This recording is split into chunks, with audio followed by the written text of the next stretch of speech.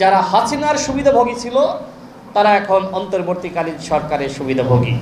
প্রধান উপদেষ্টা ডক্টর মোহাম্মদ ইউনূস সাবেক প্রধানমন্ত্রী শেখ হাসিনার পরামর্শে দেশ পরিচালনা করছেন বলে অভিযোগ করেছেন গণ অধিকার পরিষদের সাধারণ সম্পাদক রাশেদ খান। মঙ্গলবার দুপুরে ঝিনাইদহে গণ অভ্যুত্থান পরবর্তী রাষ্ট্র সংস্কারের করণীয় শীর্ষক আলোচনা সভায় তিনি এ অভিযোগ করেন। আমার তো মনে হচ্ছে যে ডক্টর মোহাম্মদ ইউনূস এখন হাসিনার পরামর্শে দেশ চালাচ্ছে, কারণ হাসিনা যা রেখে গিয়েছিল তিনি তাই শপথে রেখে দেশ চালাচ্ছেন।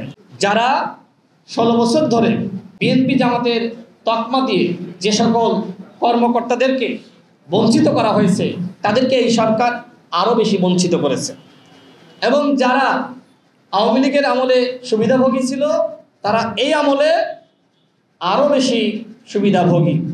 সভায় জেলা গণ অধিকার পরিষদের সভাপতি সাখাওয়াত হোসেন, সাধারণ সম্পাদক ইকবাল জাহিদ রাজন সহ অন্যান্য নেতৃবৃন্দ বক্তব্য রাখেন। আমরা হয়তো আমাদের এই